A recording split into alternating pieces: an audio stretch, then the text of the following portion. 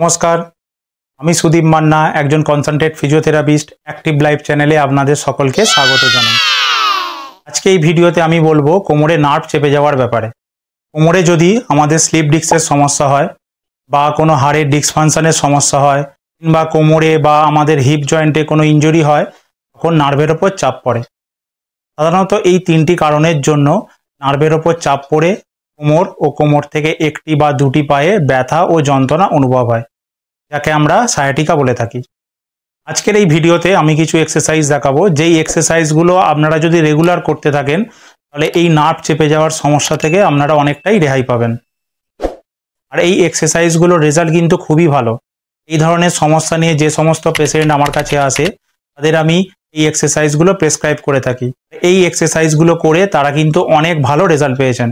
তাই আপনার যদি স্লিপ ডিস্কের সমস্যা থাকে বা কোনো বোনের ডিসফাংশনের কারণে নার্ভে চাপ পড়ে অথবা কোমরে কোনো মাসেল টাইটনেসের জন্য আপনার নার্ভে চাপ পড়ে, তাহলে এই এক্সারসাইজগুলো আপনার পক্ষে খুবই ভালো। এই এক্সারসাইজগুলো করে যদি আপনারা আরাম পেয়ে থাকেন তাহলে ভিডিওটি লাইক ও শেয়ার করুন। আপনার একটি শেয়ার কোনো মানুষের উপকারে আসতে পারে। আর চ্যানেলে যদি নতুন হন তাহলে চ্যানেল অ্যাক্টিভ লাইফকে সাবস্ক্রাইব করুন, পাশে থাকা বেল আইকন টিপে অল করুন, যাতে সমস্ত ভিডিওর নোটিফিকেশান আপনার কাছে পৌঁছায়।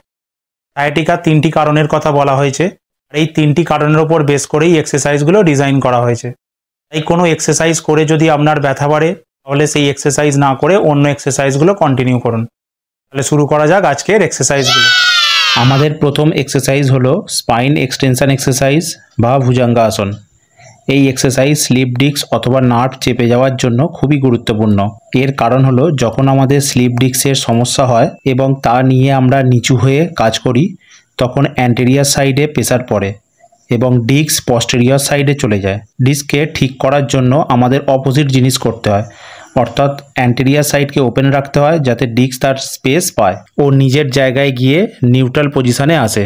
স্লিপ ডিস্কের কারণে আপনার যদি নার্ভ চেপে যায় তাহলে এই এক্সারসাইজ খুবই ভালো।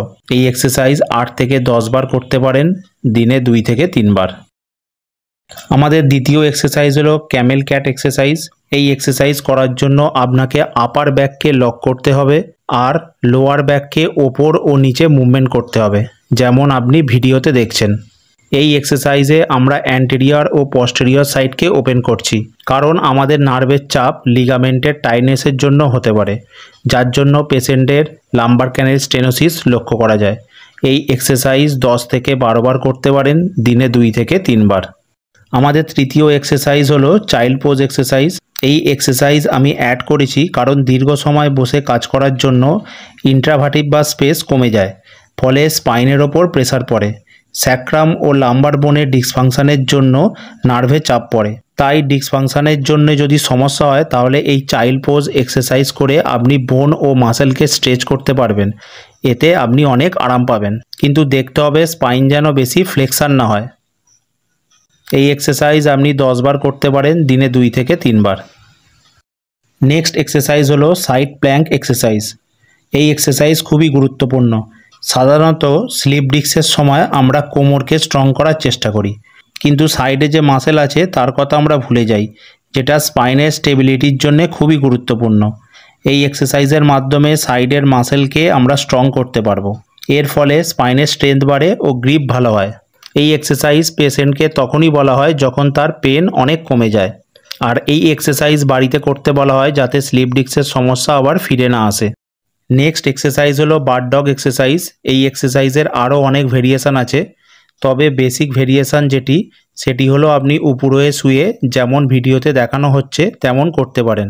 আমাদের লক্ষ্য শুধু পেশেন্টের পেন কমানো নয়, স্পাইনের মাসেলগুলিকে স্ট্রং করাও। আমাদের লক্ষ্য রাখতে হবে একজন পেশেন্ট ভবিষ্যতে যদি হাঁটেন, দৌড়ান বা ভারী জিনিস তোলেন তাতে তার কোনো সমস্যা যাতে না হয়। তাই পেশেন্টের ব্যথা কমে গেলে তারপর মাসেল স্ট্রেংথেনিং এক্সারসাইজ দেওয়া হয়ে থাকে।